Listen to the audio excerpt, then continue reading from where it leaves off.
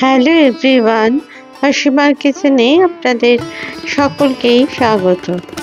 আজকে আমি সম্পূর্ণ একটা নিরামিষ তরকারির রেসিপি নিয়ে আপনাদের কাছে হাজির হয়েছি।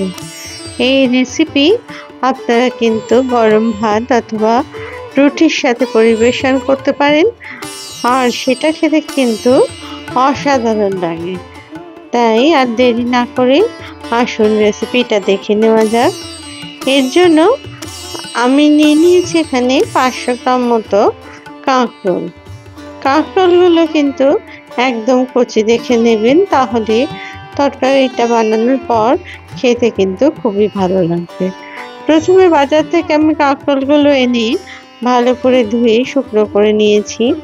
তারপরে একটা পিলারের সাহায্যে গায়ের যে কাটা অংশগুলো থাকে সেগুলোকে ভালো করে ছাড়িয়ে নিয়েছি। খোসা কিন্তু পুরো ছাড়াতে হবে না, জাস্ট কাটার অংশগুলোকে বাদ দিয়ে দিলেই চলবে। এইভাবে প্রত্যেকটা কাঁকরোল কিন্তু আমি আগে থেকে ভালো করে গায়ের অংশটা চেঁচে নিয়েছি। এরপরে আমি এটাকে ছুরি দিয়ে টুকরো করে কেটে নিয়েছি। দেখুন, কাঁকরোলের গোটার অংশটা আর মাথার অংশটা বাদ দিয়ে তারপরে মাঝ বরাবর আমি কাঁকরোলটাকে চিড়ে নিলাম। তারপরে খুব পাতলা পাতলা অংশ করে আমি এগুলোকে কেটে নিলাম।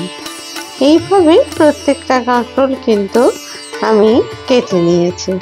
একটা কথা বলে রাখা দরকার, আপনারা যখন বাজার থেকে কাঁকরোল কিনবেন, কাঁকরোলের বোটার অংশটা দেখে তবে কিন্তু কিনবেন। বোটার অংশটা যদি থাকে তাহলে সেই কাঁকরোল কিন্তু খুব নরম হয়, আর টুকরোগুলো ঠিক এই রকম পাতলা টুকরো করে নিতে হবে। এরপর কড়াই দিয়ে দিলাম আমি 150 মিলিলিটার মতো সাদা তেল। তেলটার মধ্যে আমি এবার দিয়ে দিলাম 2 শুকনো লঙ্কা, আর দিয়ে দিলাম 1 চামচ মতো কালো সর্ষে। ফোড়নের অংশটাকে প্রথমে খুব ভালো করে ভেজে নিলাম, যতক্ষণ না এই সর্ষে দানাগুলো ছিটছে ঠিক ততক্ষণ পর্যন্ত। তারপরে দিয়ে দিলাম কিছু কারি পাতা, একটা সুন্দর যাতে করে গন্ধ হয় তার জন্য। এরপর দিয়ে দিলাম 1 চামচ নুন, আর দিয়ে দিলাম 1 চামচ আদা বাটা। আপনারা চাইলে আদা গ্রেট করেও দিতে পারেন। যেহেতু আমি আজকে একদম নিরামিষ করছি, তাই এখানে শুধু আদা বাটাটি ব্যবহার করলাম। দিয়ে দিলাম 1/2 চামচ হলুদ গুঁড়ো আর 1/2 চামচ লাল লঙ্কার গুঁড়ো। তারপরে সেটাকে ভালো করে ভেজে আমি কাঁকরোলের সমস্ত অংশটাকে এর মধ্যে দিয়ে দিলাম। খেয়াল রাখতে হবে কেটে নেওয়ার পরে কাঁকরোলগুলো কিন্তু আর ধোবেন না, তাহলে কিন্তু কাঁকরোলের থেকে অনেক জল বেরিয়ে যাবে, আর সেক্ষেত্রে তরকারিটা কিন্তু একদম ঘেঁটে যাবে। সেই জন্য চেষ্টা করবেন আগে ধুয়ে শুকনো করে তারপরে কাঁকরোলগুলো কেটে নিতে। এরপর আমি হাই ফ্লেমে কাঁকরোলগুলোকে খুব ভালো করে ভাজতে থাকলাম। এখানে কোনো ঢাকা দেওয়ার দরকার নেই, তবে যদি আপনাদের কাঁকরোল শক্ত মনে হয় সেই ক্ষেত্রে আপনারা অল্প করে ঢাকা দিতে পারেন। এরপর কাঁকরোলের কড়াইয়ের অংশটা সরিয়ে দিয়ে আমি একটা ফ্রাইং প্যান নিয়ে নিলাম।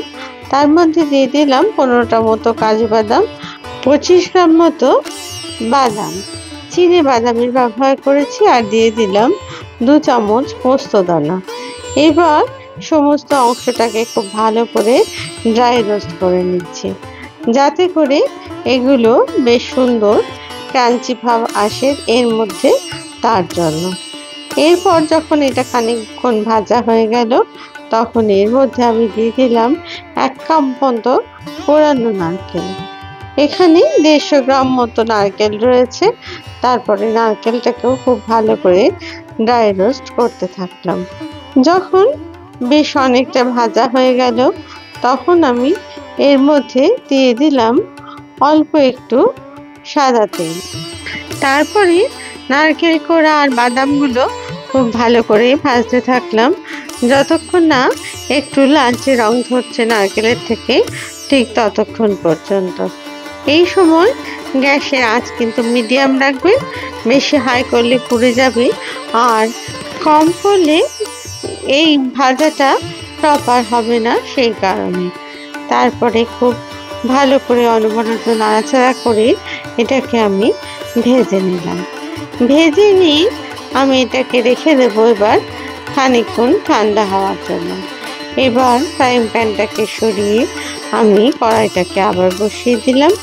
তারপরে খুব ভালো করে গ্যাসটাকে কিন্তু বাড়িয়ে আবার এটাকে নাড়াচাড়া করতে থাকলাম।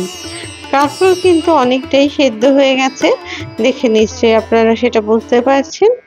এই সময় আমি এবার এই যে আমি ড্রাই রোস্ট করেছিলাম যে নারকেল কোড়া আর বাদামগুলো, সেগুলো ঢেলে দিলাম একটা মিক্সার জারে। মিক্সার জারে দেওয়ার পরেই এটাকে ভালো করে আমি পিষে নেব। খুব মিহি গুঁড়ো করার দরকার নেই, খানিকটা গুঁড়ো হলেই কিন্তু চলবে। আর এটা কিন্তু এবার অনবরত ভাজতে হবে কাঁকরোলগুলো। গ্যাসের ফ্লেমটা কিন্তু বাড়ানো আছে, সেই কারণে যদি না আপনারা ভাজেন তাহলে কিন্তু তলায় পড়ে যেতে পারে। এরপর এর মধ্যে আমি দিয়ে দিলাম 1 চামচ মতো কাশ্মীরি লাল লঙ্কার গুঁড়ো। তারপরে এর মধ্যে আমি দিয়ে দিলাম আরও কয়েকটা কারি পাতা। তারপরে আবার আমি খুব ভালো করে এটাকে ভাজতে থাকলাম।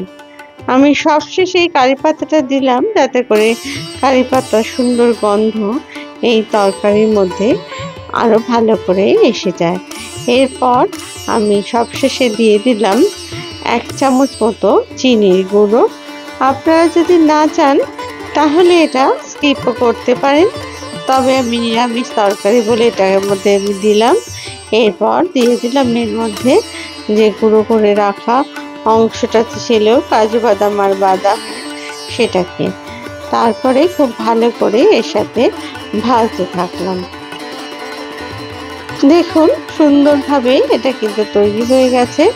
সবশেষে দিয়ে দিলাম একটা লেবুর রস। এই লেবুর রস দিলে একটু টক টক ভাব আসে, তার জন্য আমি দিলাম। যদি লেবু না থাকে, আমচুর পাউডার থাকে, আপনারা আমচুর পাউডারও অবশ্যই ব্যবহার করতে পারেন। দেখুন এই সুন্দর কাঁকরোলের নিরামিষ তরকারি কিন্তু একদম তৈরি। এবার আমি একটু এর মধ্যে দিয়ে দিলাম 1/2 চামচ মতো ভাজা মশলার গুঁড়ো। এটা জিরে, ধনে, শুকনো লঙ্কা আর একটু গরম মশলা ভেজে ড্রাই রোস্ট করে গুঁড়ো করে রেখেছি। নুনটা একটু চেখে দেখার জন্য একটা কাঁকরোল আমি টেস্ট করে দেখলাম নুনটা কম আছে। আমি ছোট চামচে 1 চামচ নুন আবার আমি এখানে যোগ করলাম। আর সবশেষে দিয়ে দিলাম 1 চামচ ঘি। এরপর খুব ভালো করে নাড়াচাড়া করে আমি এই নুন আর ঘিটাকে মিশিয়ে দিলাম। আমার এই কাঁকরোলের তরকারি কিন্তু একদম তৈরি। আপনারা যারা পছন্দ করেন না, একবার আপনারা বানিয়ে এটা খেয়ে দেখতে পারেন, অসাধারণ স্বাদের হয় কিন্তু এই তরকারি। আমার এই রেসিপি যদি আপনাদের ভালো লেগে থাকে তাহলে প্লিজ লাইক, শেয়ার আর কমেন্টস করতে ভুলবেন না। আর আমার চ্যানেলের যারা আপনারা নতুন দর্শক বন্ধু, তাহলে তারা প্লিজ আমার চ্যানেলটিকে সাবস্ক্রাইব করে দেবেন আর পাশে থাকা বেল আইকনটিকে প্লিজ প্রেস করে দেবেন, যাতে করে নতুন রেসিপি দিদি সহজেই তা আপনাদের কাছে পৌঁছে যায় এই কাঁকরোলের সময়। তাই প্লিজ এই তরকারিটা একবার এইভাবে বানিয়ে দেখুন, আর কেমন লাগছে আমায় প্লিজ তা কমেন্টসে জানান।